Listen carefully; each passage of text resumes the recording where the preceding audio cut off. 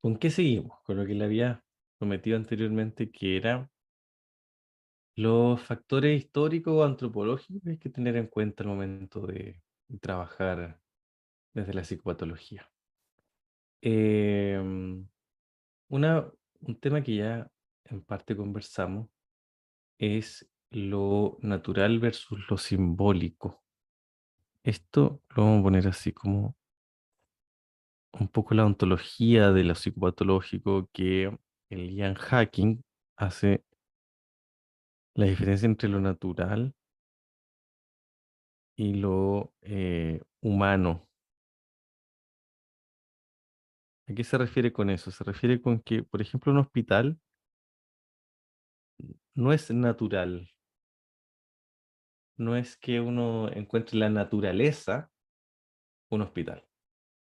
Al punto que la misma universidad en la que ustedes están, si estuviéramos en guerra y alguien dice, oye, la universidad Diego Portales va a pasar a ser hospital de campaña, todos vamos a entender que cambió la función de ese edificio, de esa institución. En cambio, lo natural no depende de los acuerdos humanos que tengamos. De alguna manera, el virus de la viruela no depende si uno quiere o no que sea así. Y si todos los humanos desaparecen de la Tierra, probablemente va a seguir habiendo el virus de la viruela bajo alguna forma. En cambio, las depresiones, las ansiedades, el burnout, solo existen en la medida que los humanos los definen como tales. Y esto tiene un problema. ¿Cuál es el problema? De que esas convenciones y esos acuerdos son falibles y responden a ciertas dinámicas socioculturales de cada época, ¿no? Dimos el ejemplo hace un momento del diagnóstico de la homosexualidad como patología, que en el 73 se elimina, eh, pero lo trans hasta hace muy poco seguía siendo considerado como patológico.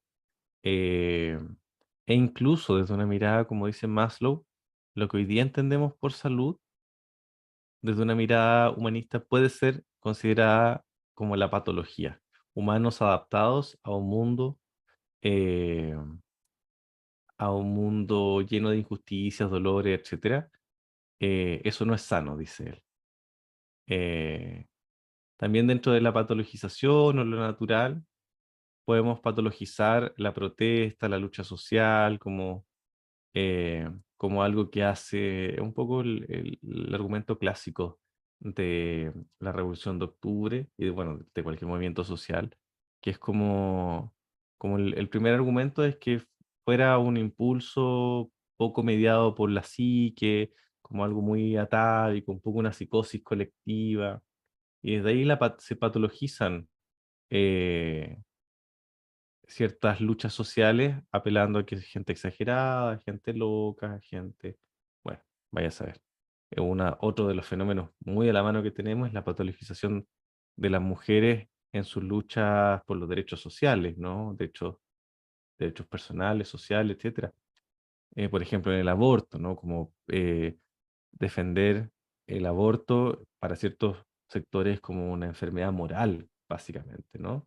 Eh, entonces, hablar de psicopatología nos interpela a reconocer las condiciones de producción de esas categorías. Ahora, en un examen de grado en la San Sebastián, que después van a llegar sus compañeros de la San Sebastián, una alumna dice, yo a este paciente no lo mandaría a psiquiatra porque yo no creo en la psiquiatría. Así, super statement. El punto es que después de eso no dijo nada más, como que la dejó ahí nomás. Ustedes pueden cuestionar esto, ¿no? Pero no se liberan, no quedan liberados. Es un poco, si usted le carga el diagnóstico y estas discusiones, el dicho dice a tus amigos cerca y tus enemigos más cerca, ¿ya? Es decir, su discusión de estas temáticas, y sobre todo durante la práctica, no puede ser de guata. No es que a mí no me gusta, es que no me hace sentido. La versión profesional de eso es que usted puede argumentarlo con evidencia, ya. La cosa de guata no tiene mucho lugar en lo profesional, eh, en espacios como de discusión, tales como una supervisión. Uno lo reconoce, ¿no? Entiendo que algo pasa ahí. pero hay que llevarlo a la argumentación, ¿no? Por eso somos una profesión. Ya, primera discusión, lo humano que ya lo habíamos conversado antes. Segundo, los padeceres generales versus los situados. Y esto para mí es una discusión muy bonita. Lo general versus lo situado. Uno de los ejemplos que voy a dar, no, desde esta mirada de psicopatología crítica, es el desarrollo moral de Kohlberg. ¿Vieron a Kohlberg en psicología? El Diego así se acordó. En el fondo, así como está Piaget en la etapa del desarrollo cognitivo, estaría Kohlberg en la etapa del desarrollo moral. Y para Kohlberg, en su mirada, las mujeres estaban menos desarrolladas, no podían alcanzar el máximo de la inteligencia moral. ¿Por qué? Porque una de las preguntas como de mayor nivel de su estudio era si estaba dispuesto a robar por hambre o cosas así. Entonces los hombres decían que no, porque robar, o sea, los hombres altamente desarrollados para él, no robaban porque, no, pues el hambre no era un justificador para cometer alguna falla a la moral de una sociedad. En cambio, las mujeres solían decir que sí, que por hambre robarían. Y eso suficiente para concluir que entonces las mujeres tenían en general un desarrollo moral inferior. Hasta que aparece la Carol Gilligan, y la Carol Gilligan reanaliza la etapa del desarrollo moral y le agrega los factores socioculturales. Y dice, es que es fácil ser el héroe que se muere de hambre por sostener los valores cuando no tiene hijos a cuestas. Y que las mujeres que respondían en general, desde yo robaría por hambre, es yo robaría porque tengo personas que alimentar. Eso nos habla de lo general versus lo situado o lo que podemos hoy día entender como la interseccionalidad. Seccionalidad o la indexicalización, como de índice, como de estar situado en un contexto sociocultural particular. Entonces, desde ahí, las patologías y los malestares generales sería depresión, ansiedad, pero en tu paciente con sus características, ¿cómo emerge, cómo florece ese fenómeno clínico? Es lo mismo ser Messi y deprimirse y llorar arriba de los autos más espectaculares y en las mansiones más gigantes que ser una persona en situación de calle y deprimida, ¿no? En fondo la depresión no es igual para todas las personas y en todos los contextos.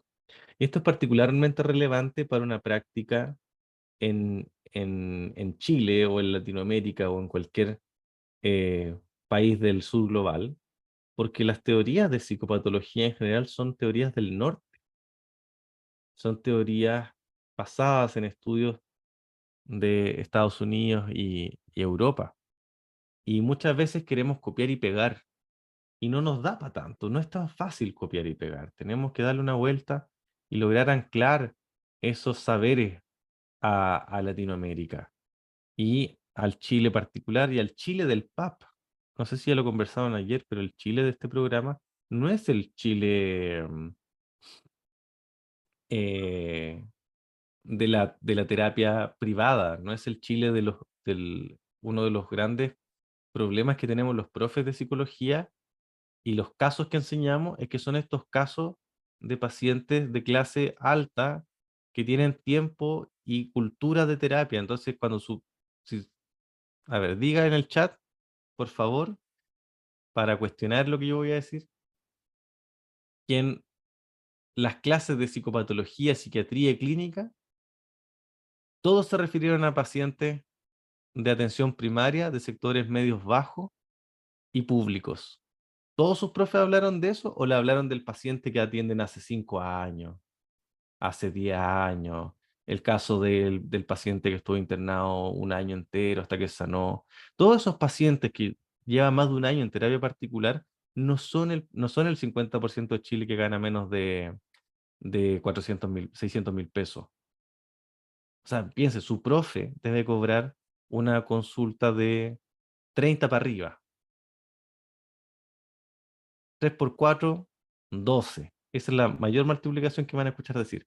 3 por 4, o sea, 120.000 pesos para una familia que gana o una persona que gana 600.000 pesos. Un quinto del sueldo en terapia, sin contar arriendo, comida. Entonces estamos acostumbrados a hablar de estos malestares generales y las clases son de ejemplos de pacientes de clase alta que tienen otros recursos y otros sistemas y otros elementos. El paciente, PAP, no es ese paciente. Usted le va a decir, amigo, yo te voy a ver 16 sesiones y ojalá el paciente se quede 16 sesiones. Entonces, desde ahí tenemos que pensar esa interseccionalidad de mi paciente, migrante, cesante, LGBT, eh, a veces de región en las terapias online. eh, Tenemos que pensar la, la paciente empobrecida porque el papá de los hijos no paga la pensión y nunca la ha pagado, entonces tiene que pagar por dos, la paciente o el paciente que es cuidador de un familiar que está postrado con alguna enfermedad importante. Ya. Cuando yo veo esa interseccionalidad, entonces la depresión no es un criterio que pueda aplicar por igual a todos. Hay un caso que se expuso en la jornada de la Red Latinoamericana de Investigación en Diversidad Sexual, Afectiva y de Género. Era un caso que expuso, no me acuerdo el apellido, Edgar es el nombre del investigador de Ecuador, y hablaba de una paciente trans que tenía un alcoholismo muy severo, pero ese alcoholismo era un modulador del sufrimiento que generaba no poder hacer el tránsito. Y una vez que hace el tránsito, desaparece el alcoholismo radicalmente. O sea, entonces ahí uno dice cómo los fenómenos psicopatológicos tienen que ser leídos en los contextos y las situaciones de cada paciente, como reflexión también de la cultura y los factores históricos de la psicopatología. Como cuarto punto, o sea, perdón, tercero de cuatro, tenemos la figura de el chamán. Aquí llegó el humanismo, saquen los mandalas. ¿Por qué vamos a hablar de los chamanes? ¿No? Eh,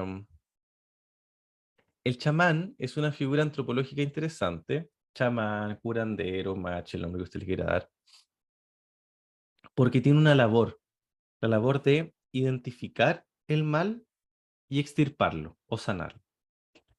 Ese es el rol que se le atribuye. Y para la antropóloga, enfermera y antropóloga francesa, Marie-France Collier, ella dice que el chamán es como el arquetipo de las profesiones de salud, solo que cada profesión de salud va a especializarse en ciertas declaraciones del mal y del cuidado, ¿no? Esto, ¿por qué lo traigo a colación? ¿Por qué es importante conversarlo? Porque como profesionales de la salud mental, lo que nos han enseñado en nuestra labor es denunciar, o sea, reconocer y denunciar el mal de la psique, ¿no? Yo aquí veo que hay una depresión, yo aquí veo que hay una ansiedad, yo aquí veo que hay un trauma. Esa es parte de nuestra labor cultural, así como el médico identifica, denuncia y extirpa el mal del cuerpo biológico y así. Em, es parte del ethos de las profesiones de salud. Sin embargo, tenemos que ser capaces de preguntarnos siempre qué es ese mal con el cual luchamos. El mal es la sociedad, es el propio paciente, son sus traumas. Y una buena pregunta que no hay respuesta de antemano, para usted, ¿qué es el mal en la psique? ¿Que el paciente fume marihuana? ¿Que el paciente quiera cambiarse de trabajo? que el paciente quiera romper una relación. Si su paciente dice, mi objetivo de terapia es que no quiero volver a hablar nunca más con mi mamá. Usted dice, bueno, vamos. O cómo, si las mamás son lo más importante del mundo, ¿cómo la va a abandonar? Hacerse la pregunta por el mal, el bien o lo bueno y lo malo es una interpelación directa a mí. O sea, parte de la práctica es que usted descubra cuáles son sus sesgos respecto del bien y el mal, entre comillas, en función de la clínica. Algo clásico en mi formación era que de alguien que sufre con una depresión se habla así. No, y la persona lo está pasando pésimo. Pero cuando hablamos del narcisista, ya no es un narcisista. No, pero es que ¿para qué te digo lo narcisista? O el super border, nadie, o sea, no recuerdo a mis supervisores hablando compasivamente de los borders o compasivamente del narcisismo. Y ahí se devela un poco esta idea de que los borders, los narcisistas sea algo así como algo malo. La idea para nosotros, para que lo miremos, para que lo pensemos, es que tenemos que ser conscientes de esos sesgos personales.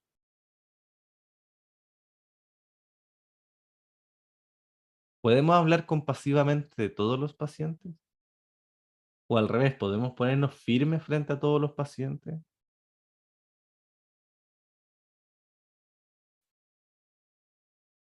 Ya, esa es una interpelación como de lo sociocultural que tenemos que tener nosotros como interventores. Y finalmente, como discusión de esto, eh, hay una discusión de época, de este momento que tenemos que tener, que es pasar de el diagnóstico, o el hecho de diagnosticar a alguien, de el chamán, lo que estábamos diciendo antes, chamán, cura, médico, psicólogo, a el autodiagnóstico.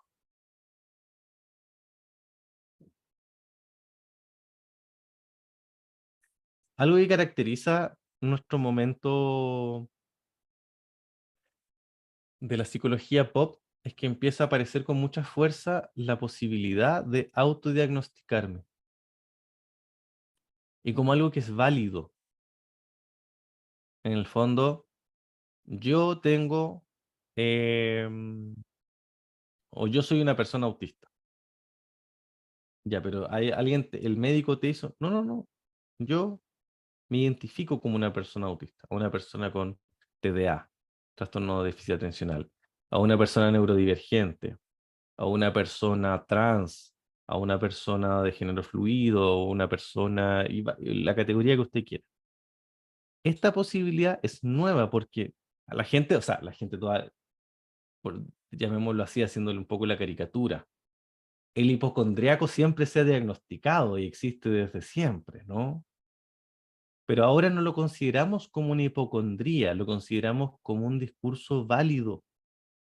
Y eso es una novedad. Lo psicopatológico no solo es algo que queda bajo el poder de la medicina diagnosticarlo, medicina chamánica o medicina tradicional, sino que las personas tenemos la capacidad de decir qué consideramos que está sano o enfermo en nosotros, o adaptado o desadaptado, o en este caso, divergente o típico.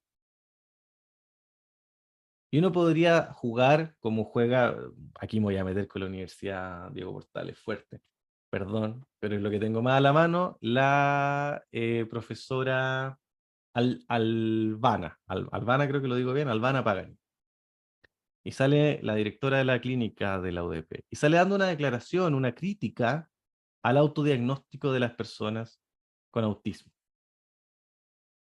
Como que no estuviera bien, como que no fuera correcto. Y la pregunta es, ¿por qué? ¿Por qué nosotros tenemos solo ese poder? ¿Y qué ocurre cuando nos quitan ese poder? Entonces llega el paciente y dice, ¿sabes qué? Yo creo que tengo una depresión. Y, tú vayas a saber lo que es una depresión. Él, po, él va a saber, que no estudió, llevo 5 años, un magíster, no sé qué cosa, pero tú lo... Bueno, sí, pues, en esta época sí, porque hay un proceso autoidentificatorio respecto de qué categoría me hace más sentido. Y la gran discusión, por ejemplo, en torno a la validez de lo trans, es que lo trans es un autodiagnóstico, por decirlo así. No necesito que alguien valide esa experiencia, no necesito un médico, un juez que diga, oye, en realidad usted es bien trans para sus cosas. Es una vivencia. Y algo que exaspera a nuestra profesión es que ahí no tenemos terreno, no podemos decir nada. No le puedo negar la vivencia a alguien, no lo puedo convencer de que no es así. Si alguien dice, ¿sabes que yo me identifico como neurodivergente? No, pues tú. Y ahí aparecen las microagresiones, pero tú, si no se te nota tanto, es una microagresión, eso no se me tiene por qué notar, si no hay una caricatura de la neurodivergencia, la diversidad sexual, afectiva, etcétera, funcional.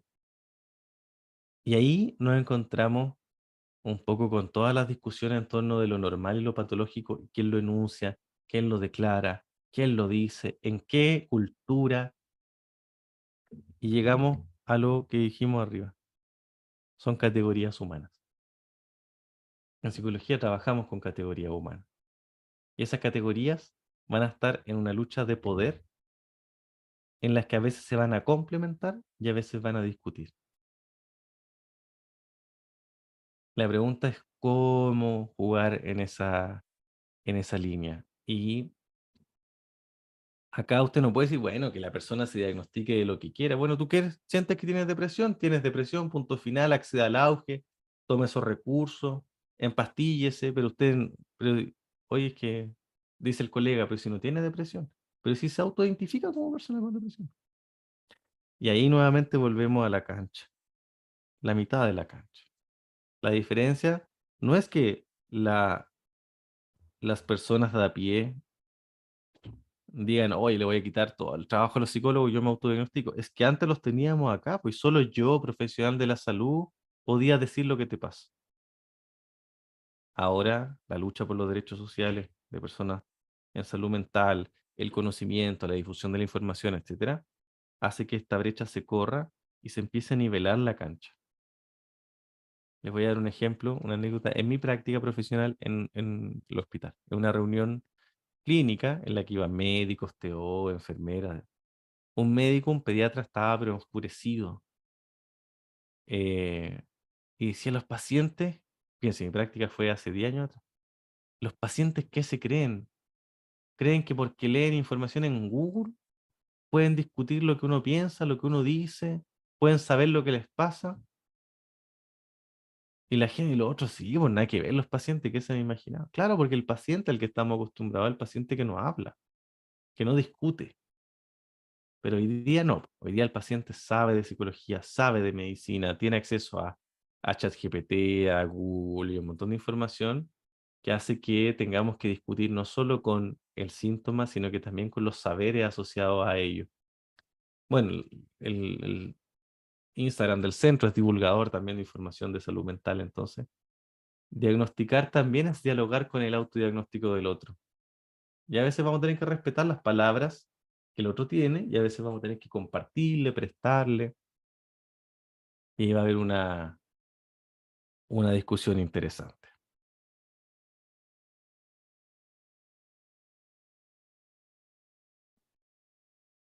Hay una diferencia entre identificarse e identificarse con algún trastorno, porque lo primero no tiene que ver con lo sano e insano. Es un excelente... Pregúntale a Cast qué cree de eso. Probablemente pregúntale al el número 20, o sea, la última exposición de la SCPA, la Sociedad de Psicología Analítica, la psicología junguiana, respecto de lo trans y lo sano o lo no sano, que se discute precisamente un artículo publicado en que una psicóloga en una de las revistas importantes, Psicología Junguiana, patologiza lo trans y precisamente patologiza el proceso de autoidentificación como parte de una forma de no lidiar con el trauma. Entonces yo creo que A ver, yo no creo que estén al mismo nivel. De hecho, lo trans no es una patología, lo digo así abiertamente. El tema es al cóctel al que llegamos, ¿no? Nosotros con nuestros amigos lo entendemos perfecto en nuestras conversaciones más o menos ñoñoínas. Pero la pregunta es, en el mundo de la psicología, ¿en qué nivel estamos conversando? Y en este mundo todavía vamos a encontrar grupos, grandes grupos, como la parte conservadora de la psicología junguiana, que va a estar de acuerdo, están de acuerdo que lo publican en su revista. Por suerte, la discusión que se hace acá en Chile, les puedo mandar ese video después, fue mucho mejor, fue de mucho más nivel que eso. Eh, lo mismo de, por ejemplo, el espectro autista. Para algunas personas va a seguir siendo una persona en déficit. Y TEA, trastorno de espectro autista, ¿no? Sigue siendo un trastorno porque lo neurotípico sería lo normal. Entonces, ahí tenemos que ser capaces de dar esa discusión y sostenerla también. Porque este es el mundo de psicología al que llegamos, pero es muy bueno el alcance que hace Camila. ¿Alguien más tiene un comentario, una pregunta? Hola, sí, yo tengo una pregunta, pero un poco más relacionada al primer bloque, que tú decías que, bueno, también habían casos donde, em, ¿cómo decirlo? Que no siempre era el paciente quien sufre, sino que pueden ser otras personas, pero en caso que sean otras personas, ¿cuál podría ser, por ejemplo, ahí el objetivo de la psicoterapia? Em, el objetivo, a ver, dice Pearls ¿Mm? que uno puede darse cuenta de sí mismo, del mundo de los otros. De ahí viene esa clasificación que yo les puse. Y que parte del desarrollo de nuestra relación entre el organismo y el ambiente es poder tener una relación decidida, no sana, decidida con los otros. En el fondo, cuando yo vengo y aparece, pienso, no sé, pienso en un paciente que su tema era muy como de si sigo en esta carrera o no. Pero para seguir o no en esa carrera, que ya era como tercer cambio de carrera, él vivía de la pensión de su abuela. Vivía en la casa de su abuela, de la pensión de su abuela. Entonces uno dice, claro, hay una necesidad de desarrollo, encontrar una carrera que me guste, etcétera, pero se enmarca a costa de otra persona. Entonces, ahí la pregunta puede ser como, ¿cómo llevamos adelante un proceso sin seguir afectando al otro? ¿No? Ahí aparece como el sufrimiento del otro, porque además la abuela lo declara como parte de su sufrimiento. Eh, en otros casos, por ejemplo, en pacientes que sufren alguna adicción, uno de los pasos de la terapia clásica de adicciones es reconocer el daño a otro y pedirle disculpas. Eh, que no soluciona lo que pasó para atrás, pero quizás es parte de reconocer mi lugar en el mundo también. Mis acciones tienen, no solo soy libre, sino que soy responsable, diríamos desde la mirada existencial. Sí, no sé si ahí respondo en parte tu pregunta, Maximiliano. Sí, sí, me dio una idea. Muchas Ya, gracias. súper. Si no, cualquier duda que quede me pregunta. Benjamín dice en el chat que algunos profesionales de salud denuncian como autodiagnóstico hoy en día, a mi parecer, no consideran todo el ejercicio de autoobservación de la persona que sospecha de tener TEA. Ocurre entre aquellas mismas personas, aún frente a ese autodiagnóstico, realizan y enfatizan mucho la necesidad y responsabilidad de acercarse a un profesional y desarrollar claro. Y Benjamín, me sumo a tu comentario porque también, ¿cuánto profesional hoy día es competente para diagnosticar e identificar un TEA? ¿Cuántos de los pacientes neurodivergentes pasaron por esquizofrénico, limítrofe, o sea, perdón, bipolares, Hay un caso que no está publicado, pero salió en un post hace tiempo atrás de un paciente con esquizofrenia, que en realidad era un paciente TEA, y otro paciente con psicosis, que en realidad era un paciente sordo. Entonces el paciente con TEA, además de ser, no sé, una persona TEA, era además intérprete en lengua de señas. Entonces ayuda al paciente sordo a comunicarle al psicólogo lo que le está pasando. Entonces como un dos por uno. Y esa es un poco la pregunta que también nos hacemos. ¿Somos competentes respecto a toda la diversidad? ¿Somos culturalmente competentes? Diría, es el concepto clave.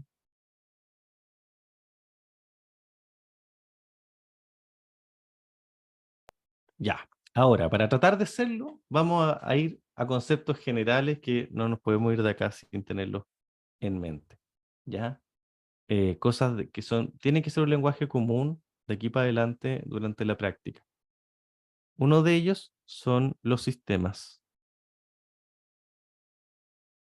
Y a grandes rasgos, la teoría de sistemas nos va a invitar a mirar no solo los fenómenos por sí solos, sino que su interacción, lo que llamamos una propiedad emergente.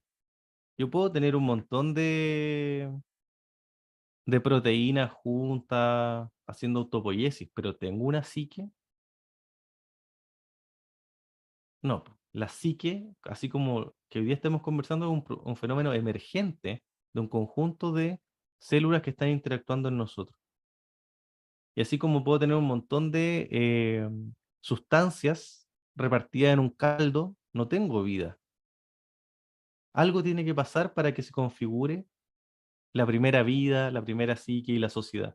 Entonces, eso que nos explica por las partes lo llamamos una propiedad emergente. Juntar células, o cada célula no tiene una psique, tienen que juntarse de cierta manera, bajo ciertas condiciones para que aparezca esta propiedad emergente. Entonces, los sistemas podemos verlo de esa manera, como que de lo material emerge la vida, de la vida emerge la psique y de la psique emerge las sociedades. Una psicopatología actual, humanista 2023, debería considerar todos los sistemas. Esto lo llamamos sistemas naturales y esto lo llamamos sistemas humanos, lo que dijimos anteriormente.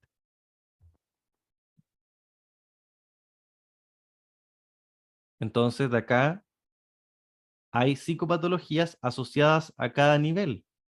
Por ejemplo, cuando miramos la teoría de Maslow, el primer nivel es la falta de elementos materiales que permita sostener el ser de esa persona. Alimento, sueño, espacio.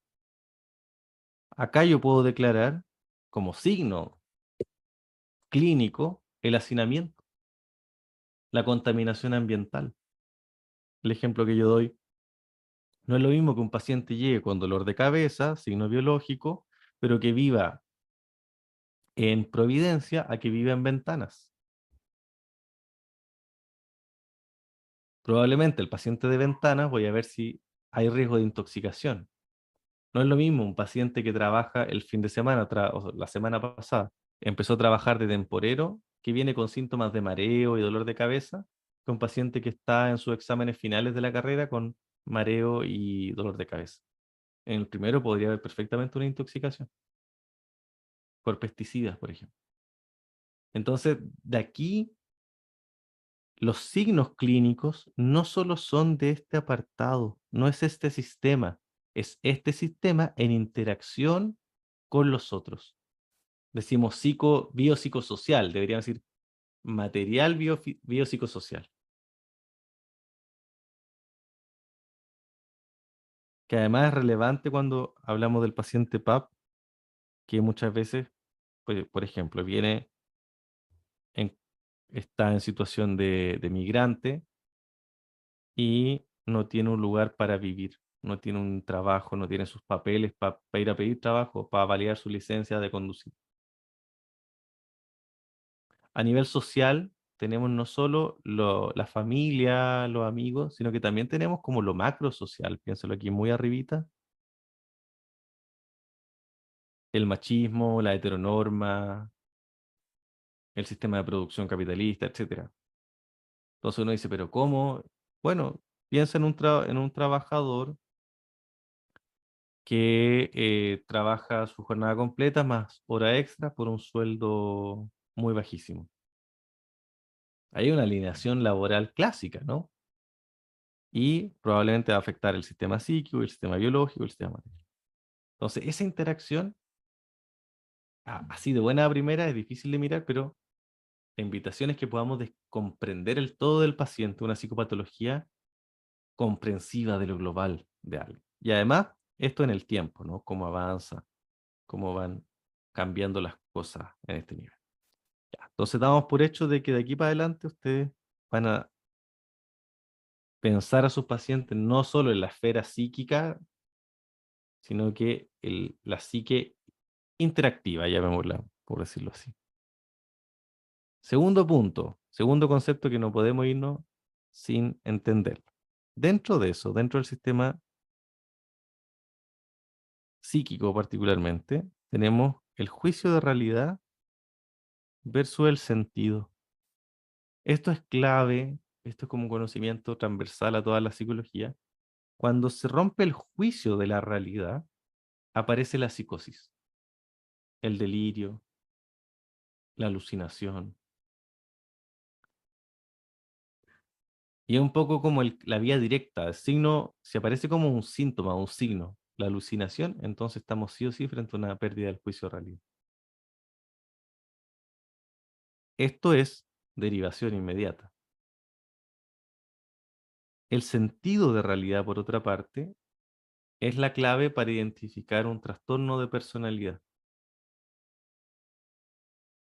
Tu forma de ver y comprender el mundo es lo que genera la patología.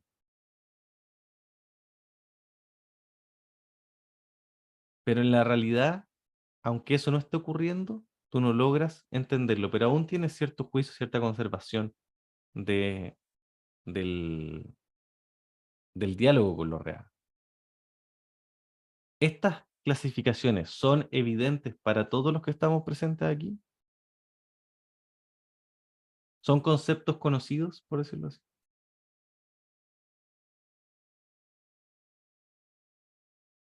Ya no veo la cabeza así radicalmente de arriba hacia abajo, así que sospecho que hay cierta duda.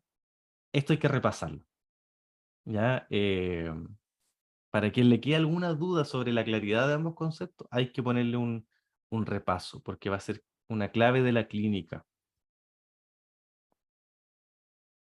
En, en el sentido vamos a encontrar, o en la pérdida del sentido de realidad, vamos a encontrar la dificultad de una persona de comprender o enjuiciar ciertos pensamientos o acciones en función de lo que su sistema social podría entender.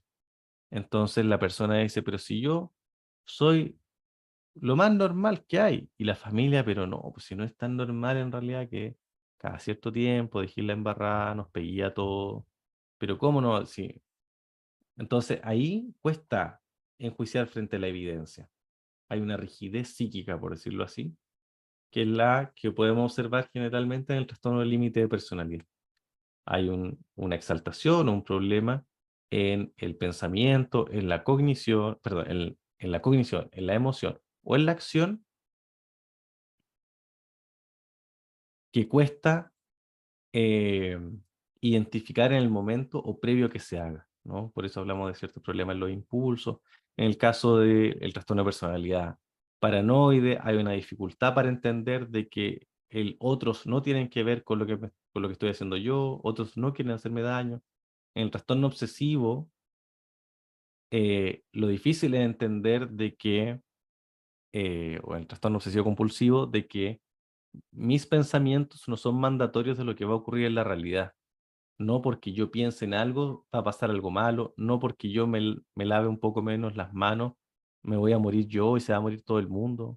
Ese es un poco el tema del juicio, perdón, del sentido, ¿ya? Luego, otro concepto clave que tenemos es el de neurosis. La neurosis la vamos a entender como una rigidez del yo.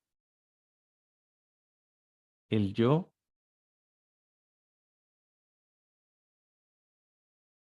va a tener dificultades para, va a tener aquí, imagínense, va a tener una pared muy gruesa para dialogar con lo real, pero también con los aspectos inconscientes o no conscientes de la experiencia. Entonces el neurótico, por definición en el neurótico de Rogers, de Peirce, de Jung, de Freud, no se entera del mundo, porque para defenderse he creado una rigidez tal que no logro ver lo real, pero tampoco logro entender aquello que está más allá de mi conciencia. Cuando usted llega a la casa con el nuevo pololo y le dice a la familia, este sí que sí, es distinto a todo el mundo, y la familia lo ve y le dice, pero sí, igual, es idéntico a tu expololo. Y usted dice, no, este sí que sí, este es distinto.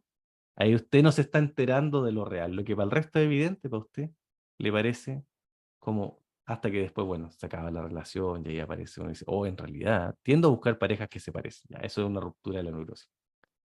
Otra forma de ver la neurosis es la polilla que choca una y otra vez con la ventana sin entender de que por ahí no va a poder salir. Es una rigidez respecto del pensamiento, la emoción y la conducta que no permite tomar decisiones de vida sana. En cambio, esa sería la neurosis. En cambio, la psicosis sería, por otra parte, la pérdida del límite del yo.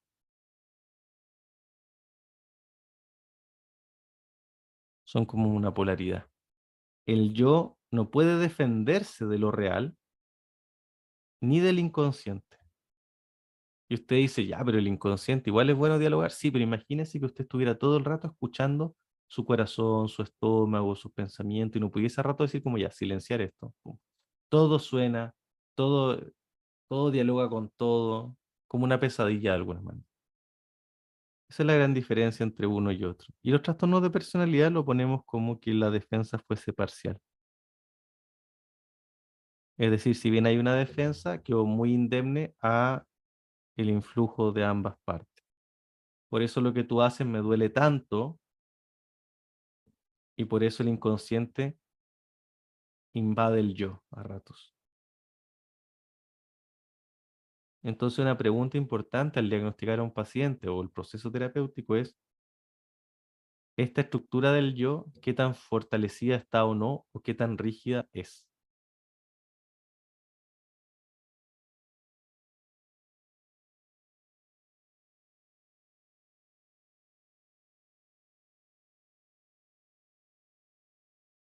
Otro concepto clave de la psicopatología va a ser las depresiones versus las manías.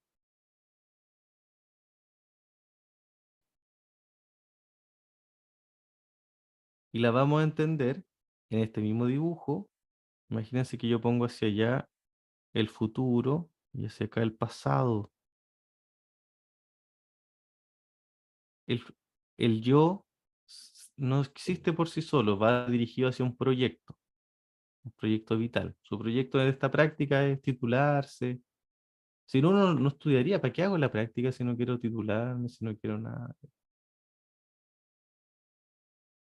Entonces, desde ahí, una mirada fenomenológica y antropológica de la depresión o de las depresiones en general es que el yo siente que ha perdido el poder respecto del futuro.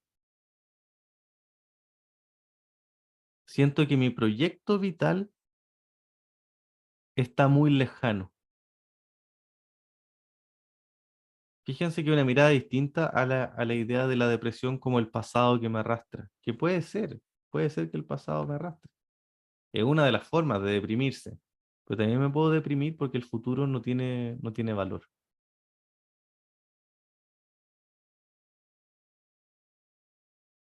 Ahora, hay pasados que son terribles y aún así hay futuros que valen la pena. como dice Víctor Frankl.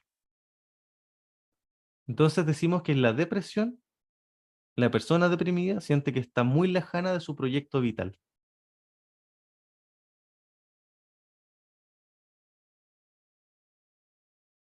En cambio, en la manía, la clave es que la persona siente que está cumpliendo su proyecto vital y que está así 100%. Usted dice, me gustaría ser psicólogo y cuando sea, me titule, va a quedar otro horizonte y otro horizonte y otro horizonte que se va moviendo con uno. En el caso de la manía, la vivencia de la persona es que está plenamente en el proyecto. Entonces, de ahí aparece esta idea de las conductas de riesgo, porque no es capaz de identificar ese horizonte. O sea, obvio que puedo tener 10 parejas, pero es que, ¿qué pasa con el futuro? Pero es que no hay futuro. Sí, este es mi momento, mi mejor momento de la existencia. Ahora, depresión y manía es algo que podemos vivir en todo momento. No es necesariamente lo patológico. El tema es cuando yo no puedo discutir o no puedo enjuiciar, liberarme de ese afecto. La dificultad del neurótico, el psicótico, el depresivo, el maníaco, es que no puede evitarlo. Usted llega feliz a la supervisión, salta por las paredes, nos trae regalo a todos, y Diego le dice, oye, pero ¿podemos dejar esto para después de la supervisión? Y usted dice, ningún problema, se sienta, está feliz de la vida, pero logra regular eso. Entonces, voy a volver a una mirada humanista de psicopatología, que tiene que ver con la libertad, para entender todo lo que hemos dicho anteriormente. Decimos en psicología humanistas que la psicopatología, el sufrir, proviene de una pérdida de los grados de libertad.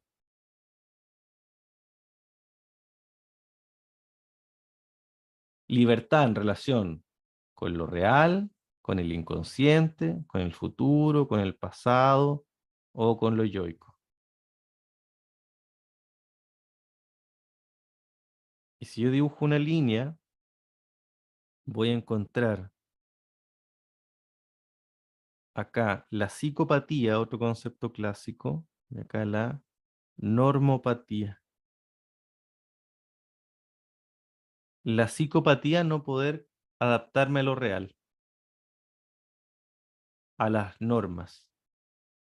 La normopatía, no poder romper la norma. Entonces, dentro del canon psicopatológico decimos que cualquier rigidez en esto puede ser catalogado como lo patológico, porque lo saludable, lo opuesto, sería poder moverme. Es bueno adaptarse a la norma de vez en cuando, como en un funeral, pero es bueno romper la norma frente a la injusticia. Entonces, la salud, lo opuesto a lo psicopatológico, la psicología humanista, tiene que ver con el tránsito o la libertad que yo tengo en transitar entre un polo y otro. El neurótico está rígido en ciertas normas que se ha creado. El psicótico está rígido en no poder entender, no las normas de la sociedad, sino que cierta estructura de lo real. El depresivo y el maníaco han perdido libertad porque donde sea que cayeron, aquí, no pueden moverse para un lado o para el otro. No basta con querer. Ah, yo quiero, entonces dejo de hacer, dejo mi depresión, dejo mi manía.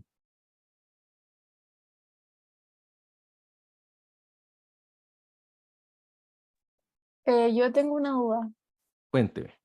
Es algo que de lo que estabas hablando hace un rato en realidad, del juicio y sentido de realidad, que en verdad yo siempre me confundo, pero el sentido de realidad, al menos yo siempre lo entendí como que se tiñe, entre comillas, la realidad. ¿Lo puedes explicar de nuevo, por favor? Mm. El, a ver, en el sentido lo que tenemos es que nosotros vivimos en una sociedad, ¿no? Hay distintas personas, y cada persona en su sociedad contribuye a ciertos estándares, ciertas ideas que tenemos, que entendemos como que son más probables o normales. En la alteración del sentido, lo que cuesta dialogar o reconocer son estas múltiples voces.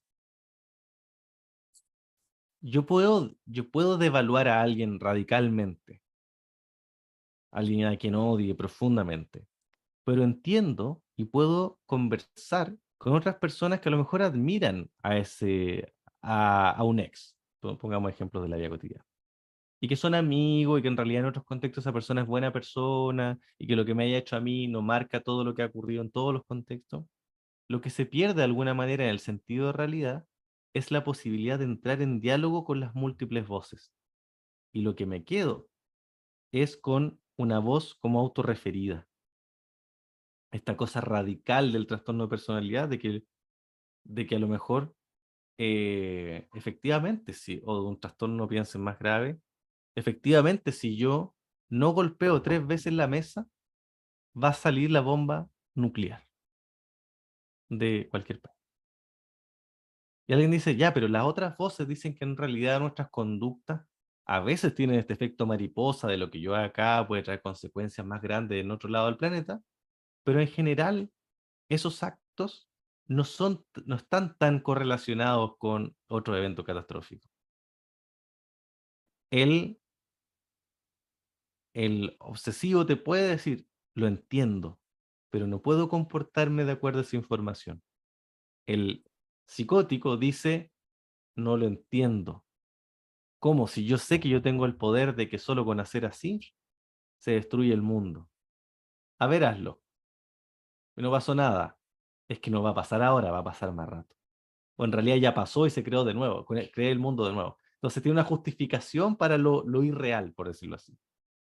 El que tiene el sentido puede llegar a enjuiciarlo, puede llegar a saberlo, pero le va a costar mucho entrar en diálogo con las múltiples voces de la sociedad.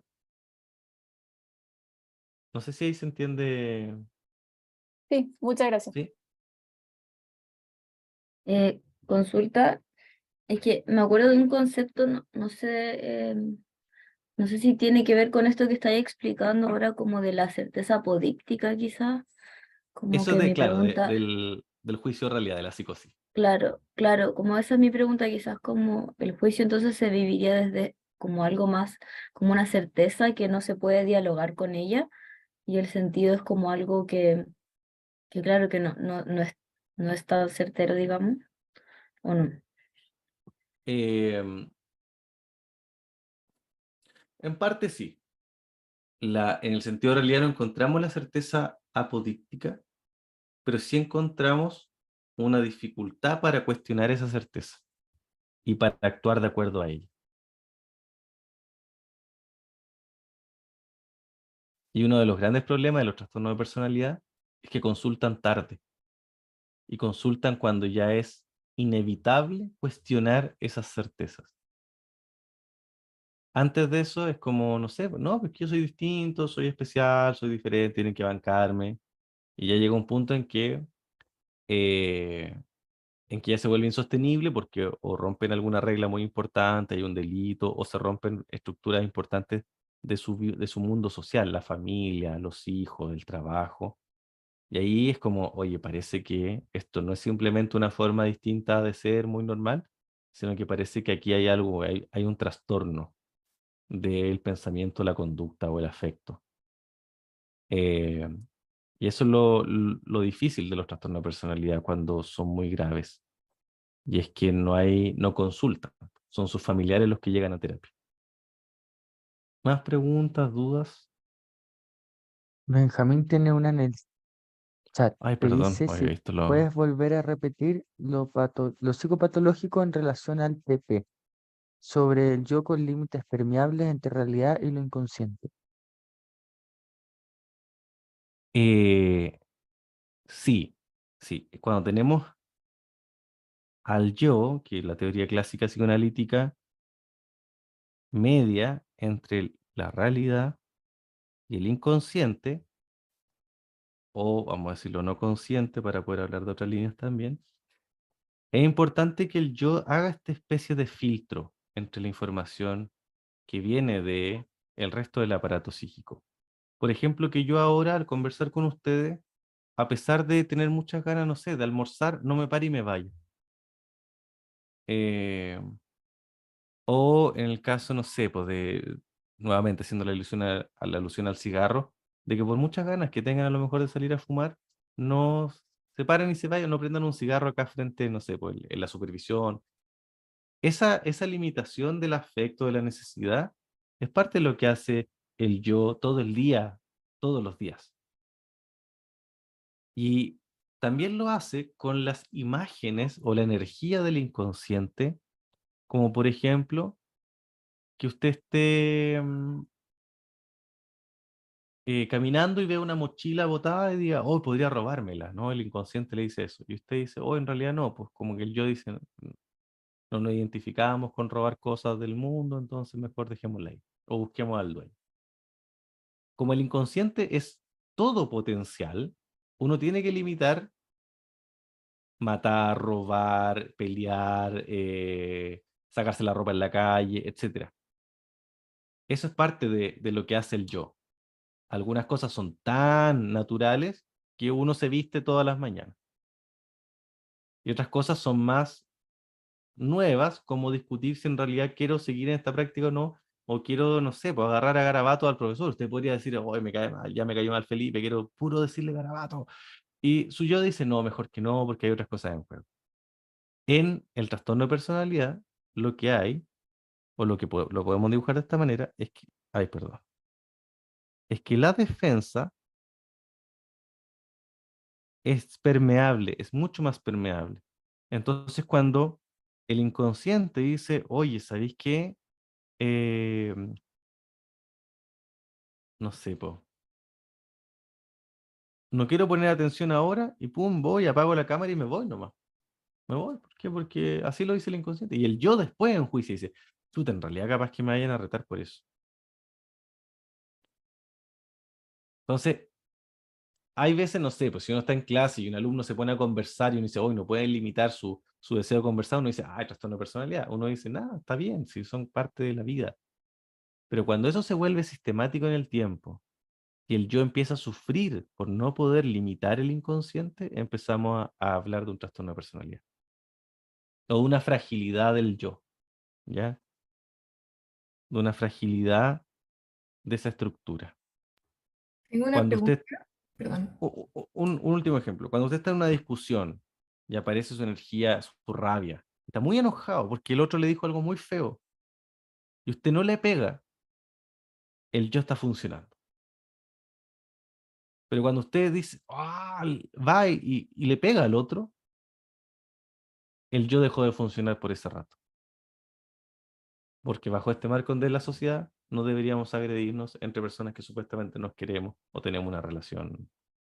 Eh, entonces, ¿cuánto yo puedo limitar o dialogar, mejor dicho, con mi pensamiento, con mis emociones y con mis conductas, va a marcar la fortaleza de esa unidad yoica? Y un yo más fortalecido es un yo que tiene eh, un mejor pronóstico en terapia. Ahora sí, Karina, perdón. En relación a lo último que dijiste, como que no quería perder como la forma en la que lo dijiste en cuanto de como la conciencia después de decir, parece que mi yo es más impermeable de lo que me gustaría, ¿es una conciencia personal de, uy, yo transgredí estos límites o suele ser como un rebote de cómo otros me están empezando a percibir? Como, ¿suele Puede ser más ser, bien como conciencia personal o colectiva? puede ser de ambas partes, ¿no? Ya. Eh, Algunos pacientes te van a decir, me enteré porque otro me lo dijo, Ujú. y otros te van a decir, me, en- me enteré por mí mismo. Yo sentí A mí me culpa por esto. incomodó esto. A mí me incomodó. A mí me gustaría que Mm, cuando tengo una pelea con alguien pueda no pegarle. ujú, ujú. A mí, o me gustaría que al tener una pelea con alguien, no sé, pensemos en, a ver, ¿qué puede ser como? Me gustaría que cada vez que peleo con alguien no me den ganas de ir a tomarme una copa de vino. Ya. O sea, puede ser ego sintónico y ego distónico también, ¿o no? Completamente. Y uno de las dificultades de algunos de los trastornos de personalidad es que son, el síntoma es ego sintónico. Ujú.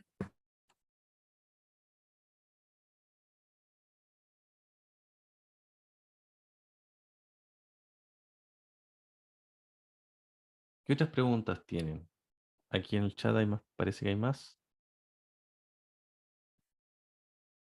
¿Hay conciencia? ¿Puede haberla? ¿Puede no haberla? Eh,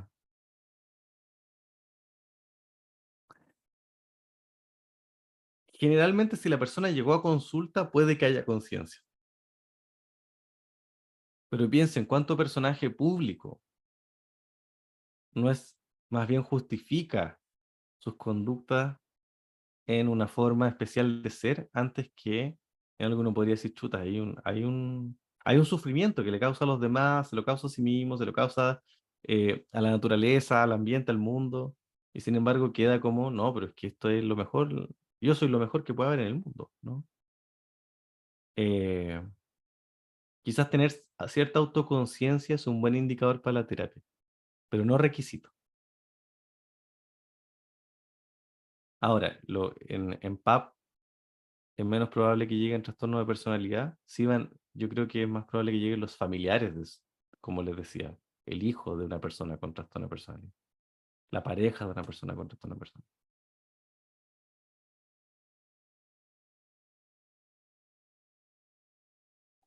Esto es un repaso general de psicopatología. Como les digo, esto podría ser un curso entero, de hecho es un semestre entero en su universidad. Y quizás con lo que quería quedarme es con proponerle algunos temas y algunas discusiones generales sobre el tema, pero con la invitación a que ustedes profundicen en aquellos que les haya quedado un poco más ajeno. Eh, que esta clase sea también un diagnóstico de mi propia capacidad respecto de estos temas. Eh, y en la medida que es un diagnóstico, requiere una acción que la acompañe, ¿no? No puedo quedarme con, qué curioso no saber, sino que, de esto que no sé, listo, inmediatamente pido literatura, tomo un curso, converso con los amigos, hasta compensar esa sensación de falta. Em, También los dejo como conceptos claves que van a ocupar durante el resto del semestre y quizás los que pueden estar más o menos de acuerdo, pero lo que no puede pasar es que no sepamos qué es una depresión o una manía. A lo mejor alguien va a decir, bueno, el paciente presenta una amaurosis. ¡Wow! Un concepto muy interesante. ¿Pero qué quiere decir? Amaurosis es otra forma de decir ceguera.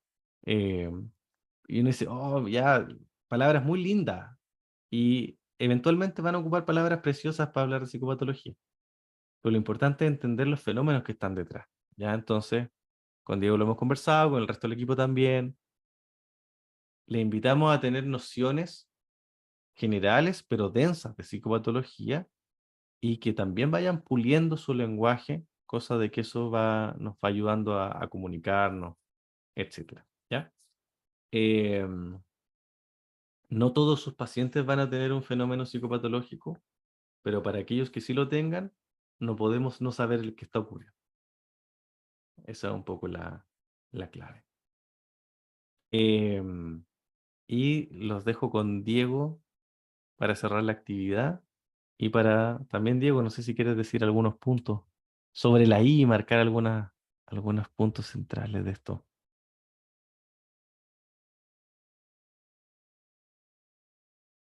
Agradecerte, Felipe, por la jornada de hoy. A mi parecer muy completa, eh, interesante, y agradecerte por tu tiempo también.